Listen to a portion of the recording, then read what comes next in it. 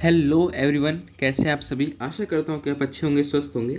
अभी हम अपने बहुत ही इम्पोर्टेंट टॉपिक स्टार्ट करने जा रहे हैं अपनी स्टडीज़ का। जैसे कि हम जब छोटी क्लासेस में होते हैं तो बहुत ही नॉर्मल से जो हमारे बेसिक कॉन्सेप्ट्स होते हैं हम उनको कवर करेंगे, उनको हम डील करेंगे।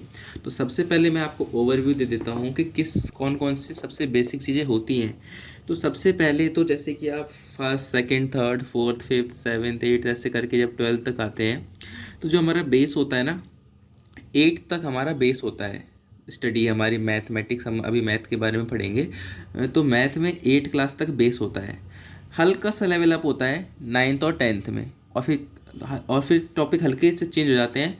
जो कुछ हमने नाइन टेंथ तक पढ़ते हैं वो सब बेस की तरह यूज होके इलेवेंथ और ट्वेल्थ में यूज होते हैं, और फिर उसी से हम आगे पढ़ते रहते हैं। मतलब मैं कुल मिला के ये बोलना चाह रहा हूँ आपको कि एट तक का मैथ बेस्ट है बेस के लिए। एट तक का मैथ बेस्ट है। अगर आप एट तक का मैथ आपको अच्छे से आता है तो आप कोई भी चीज़ समझने में आपको दिक्कत नहीं होने वाली है। तो मैं सबसे पहले कुछ टॉपिक डिस्कस कर लेता हूँ, कुछ बहुत नाइन्थ के भी होंगे, लेकिन मैं इस हिसाब से बताऊँगा कि वो सारी चीज़ें अगर आप कर लेते हैं तो आपका बेस एकदम स्ट्रांग होगा। आप किसी की भी क्लास में हो, फर्स्ट में आप सेकंड थर्ड किसी भी क्लास में हो, नाइन्थ एट्थ, हर क्लास के बच्चे के लिए बेनिफिशियल होने वाला है ये।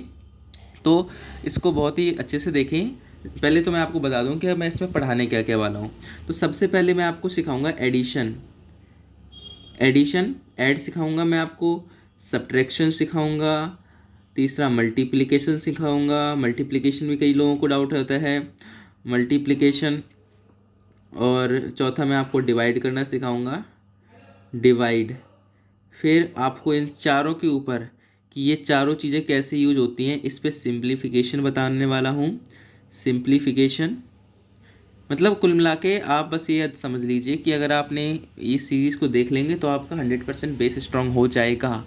एडिशन, सब्ट्रैक्शन मतलब एडिशन मतलब जो प्लस करना, सब्ट्रैक्शन मतलब माइनस करना, मल्टीप्लाई मतलब गुणा करना, डिवाइड मतलब भाग करना।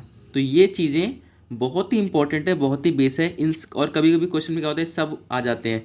तो वो जब सभी चीज़ें आ जाएँ, प्लस माइनस मल्टीप्लाई, जब सब कुछ आ जाता है तो उसको हम सिंप्लीफिकेशन नाम देते हैं। मतलब इन्हीं चीज़ों कॉम्बिनेशन को हम सिंप्लीफिकेशन कहते हैं। और क्या सिखाने वाला हूँ, पांचवी चीज़ सिखाऊंगा यूनिटरी मेथड। यूनिटरी नाम पहली बार सुना होगा, लेकिन बहुत ही इंपॉर्टेंट है ये मेथड।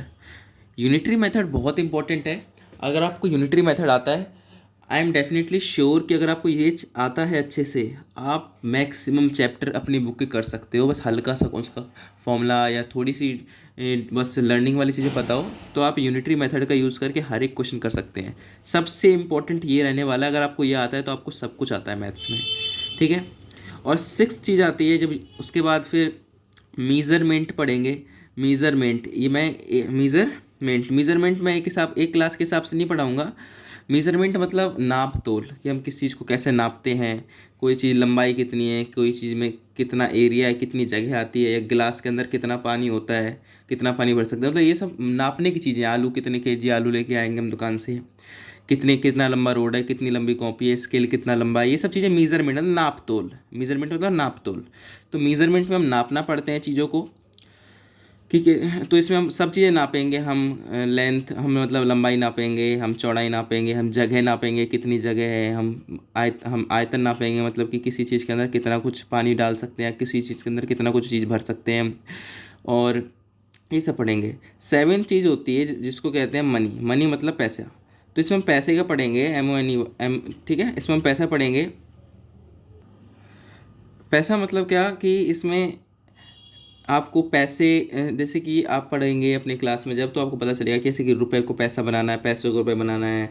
2.5 पैसा मतलब क्या, कितना रुपए है, मतलब ये सब मनी के बारे में पढ़ेंगे। मनी के अलावा फिर नेक्स्ट हमारा टॉपिक जो आएगा वो होगा टाइम। कि टाइम को कैसे मेज़र करते हैं, कि एक दिन, एक घंटे, रात, मतलब कितने, एक दिन में कितने घंटे होते हैं, एक घंटे में कितने सेकंड होते हैं। मतलब टाइम के बारे में स्टडी करेंगे हम डिटेल में, बहुत अच्छे से समझाएंगे आपको।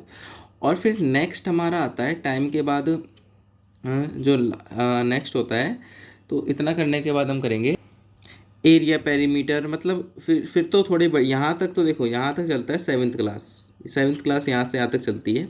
इसके आगे से फिर एरिया पेरीमीटर आ जाता है। Perimeter, area perimeter perimeter area perimeter आ जाता है और वॉल्यूम आ जाता है इसमें भी। और फिर फैक्टराइजेशन आ जाता है, 8th पॉइंट फैक्टराइजेशन।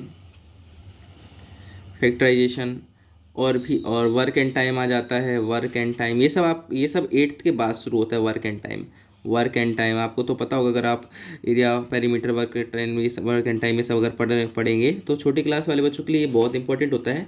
अगर आपको ये चीज़ें अच्छे से आती हैं तो आप सब कुछ सीख जाएंगे। देखो वर्क एंड टाइम पढ़ेंगे, डाटा हैंडलिंग पढ़ेंगे, डाटा हैंडलिंग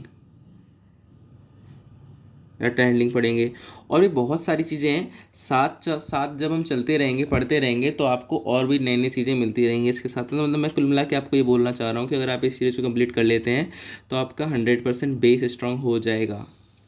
ठीक है, तो स्टार्ट करेंगे हम फर्स्ट वीडियो यहाँ से। ये स्टार्ट करेंगे हम एडिशन, सब्ट्रैक्शन, मल्टीप्लिकेशन, डिवाइड। ये सब तो आपको हल्का हल्का बेस का आइडिया दूंगा मैं। फिर आपको मैं सबसे पहले यूनिटरी मेथड सिखाऊंगा। यूनिटरी मेथड आने के बाद फिर मैं बाकी मेजरमेंट बाकी मतलब सबका यूज़ कर लेंगे, लेकिन सबसे पहले आपको यूनिटरी मेथड अच्छे से आना चाहिए। ओके, तो ये रहा हमारा ओवरव्यू कि मैं कैसे करने वाले हैं। अगर 1-2 चैप्टर यहाँ पर नहीं लिखे हैं तो उसकी टेंशन मत लेना, सारे चैप्टर में कराऊंगा लाइन से, जो जो सिलेबस में होते हैं अप टू 8th। 9th के भी कवर होंगे, अप टू 9th तक हम सारा बेस स्ट्रॉन्ग कर देंगे। Okay, thank you.